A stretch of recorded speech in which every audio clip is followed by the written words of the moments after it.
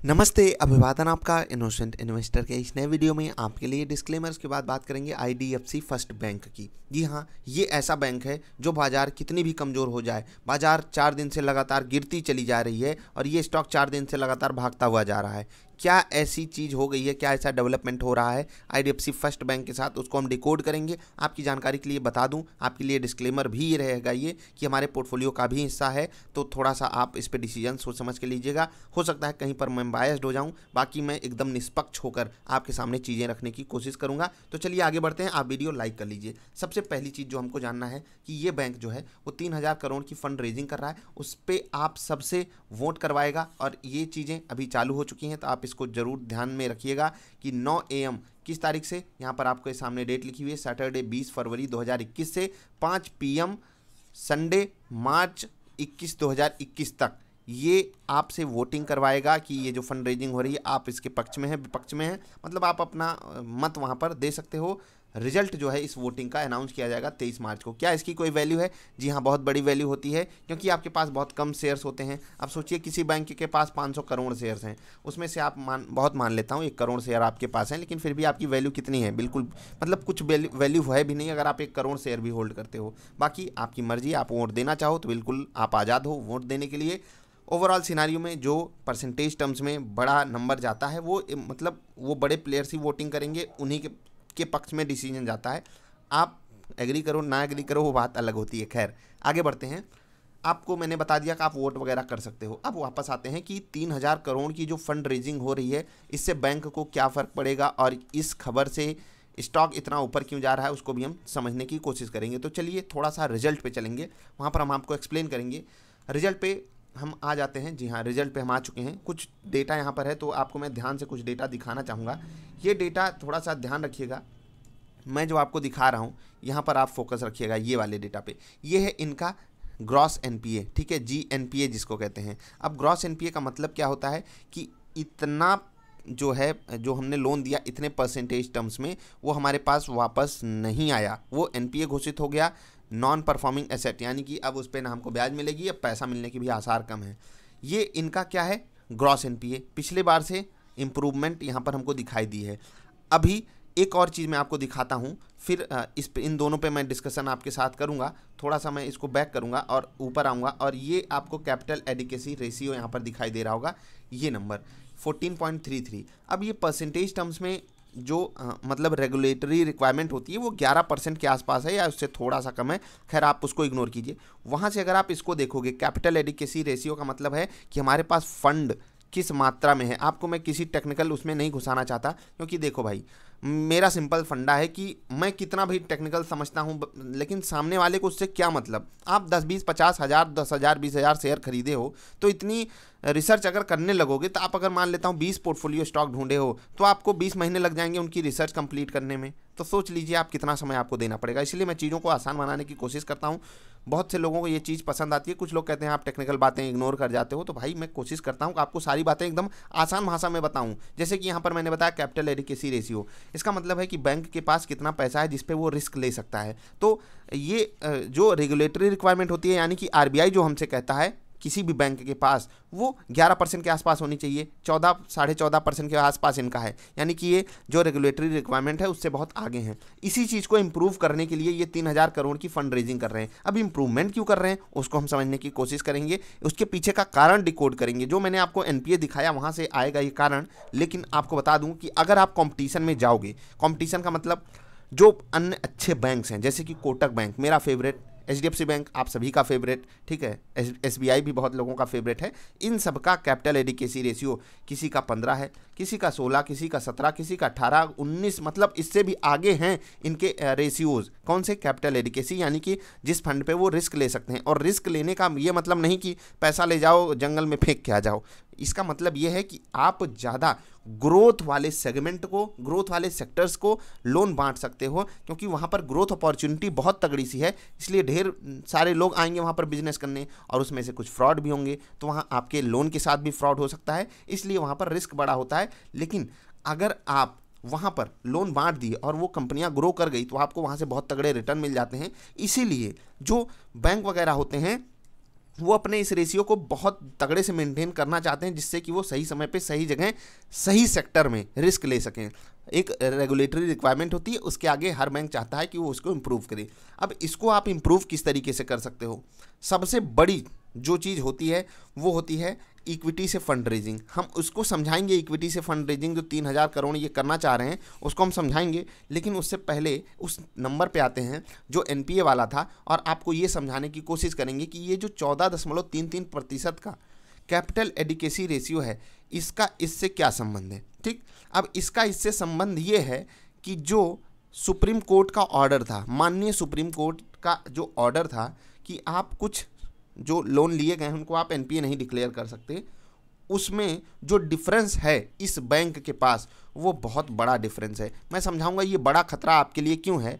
क्योंकि अगर आप देखोगे नॉर्मल बैंक्स का जो डिफरेंस है वो बहुत कम है, किसी का 1% है, किसी का 1.25% है, बहुत मैक्सिमम जा रहा है 2%। लेकिन इनका जो डिफरेंस है, अगर आप जो सुप्रीम कोर्ट का ऑर्डर है उसको हटा दीजिए तो जो इनका ग्रॉस एनपीए बन के आ रहा है वो 4.5%, या मैं गलत नहीं होना चाहता, एग्जैक्टली मुझे नहीं पता, लेकिन वो 4% से ज़्यादा है। ये डेटा आप खुद चेक कीजिएगा कि इनका सुप्रीम कोर्ट के बजाय जो ग्रॉस एनपीए आ रहा है वो कितना आ रहा है, 4% से ज़्यादा है, इतना मुझे कंफर्म पता है।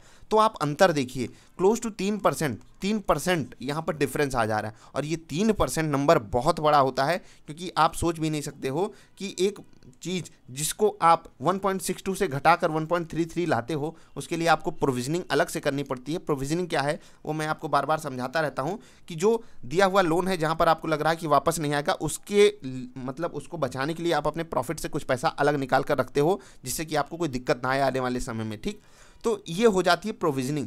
सोचिए कि यहाँ से यहाँ पर प्रोविजनिंग करने में 0.3% की इंप्रूवमेंट आई, लेकिन अगर सुप्रीम कोर्ट का ऑर्डर हट जाए तो ये चीज़ कहाँ चली जाएगी, 4% के ऊपर।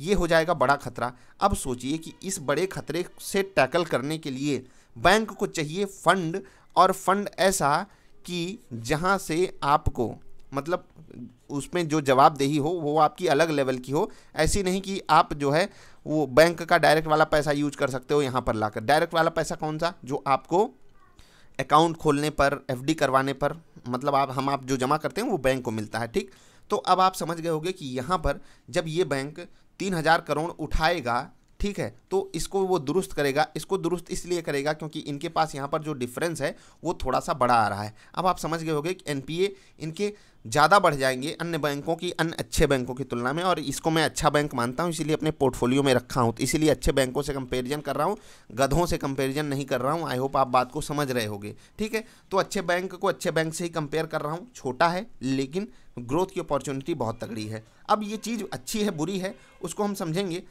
लेकिन उससे पहले आपको मैं एक चीज़ समझाना चाहता हूँ। इक्विटी और डेट का थोड़ा सा आप फंडा समझ लीजिए। ठीक है, इक्विटी और डेट का एक फंडा समझ लीजिए।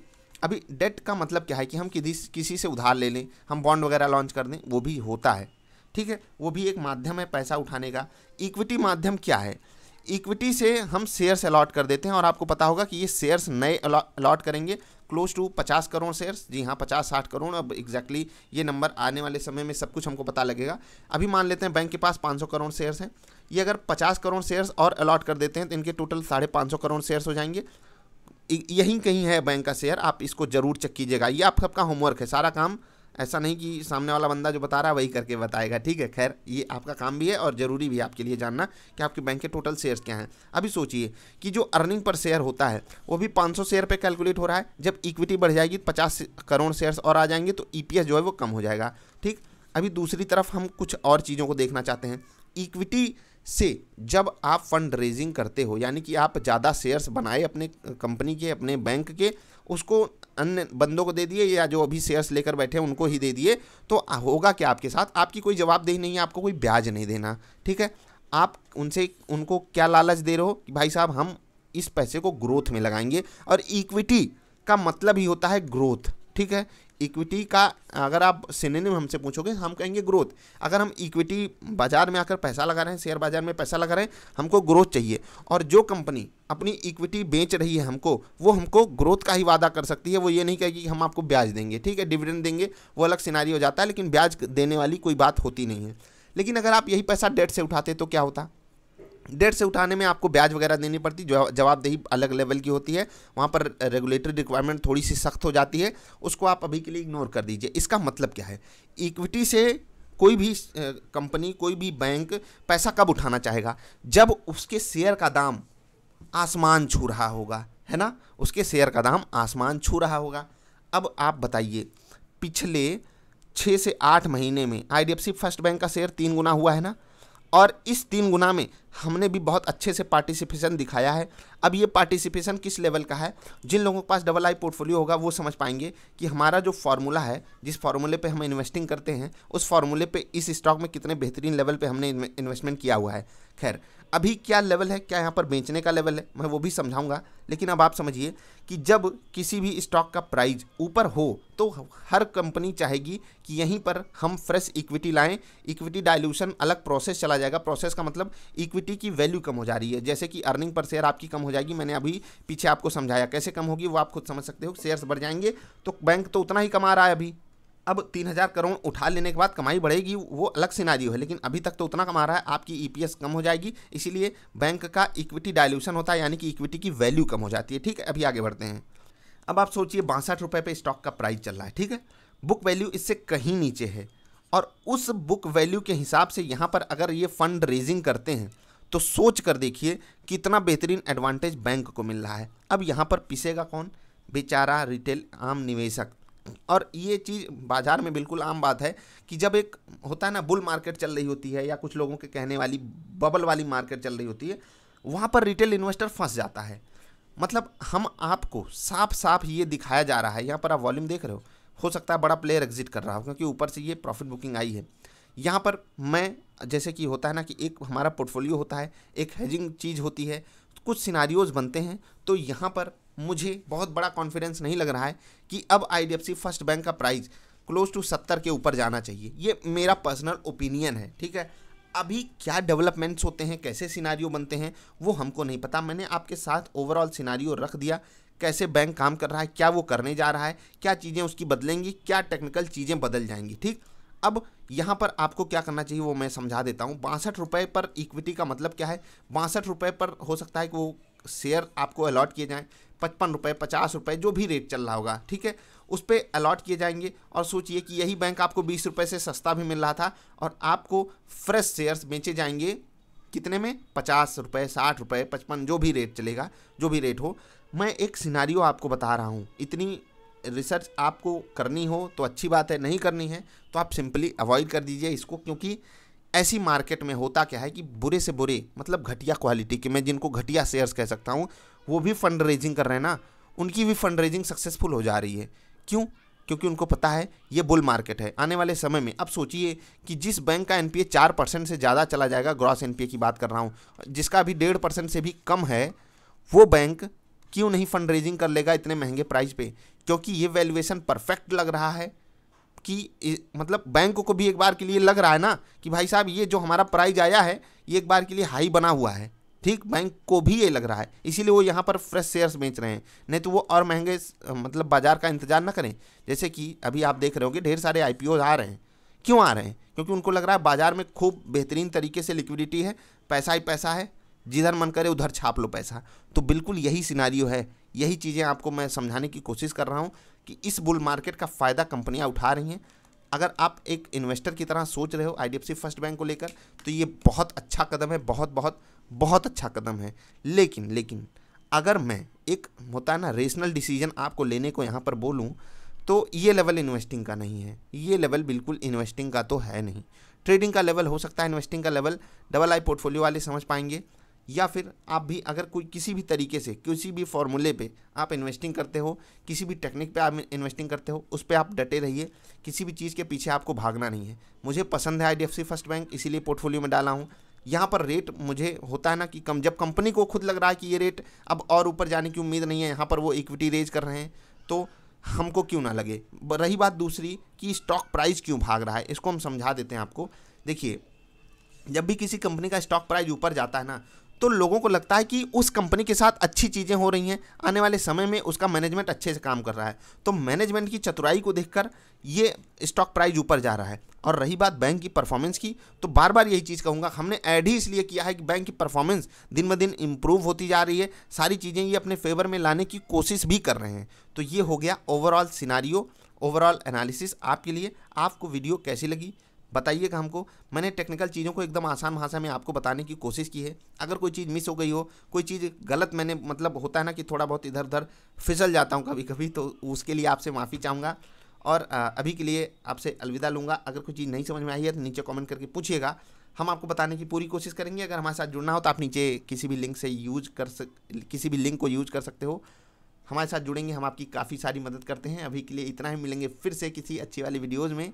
तब तक के लिए खुद से भी एनालिसिस करना सीखिए, क्योंकि आपका भला सिर्फ आप चाहते हो, ना मैं, ना कोई और, ना कोई टीवी वाला, ना कोई और बड़ा एक्सपर्ट। मिलेंगे फिर से, तब तक के लिए बाय।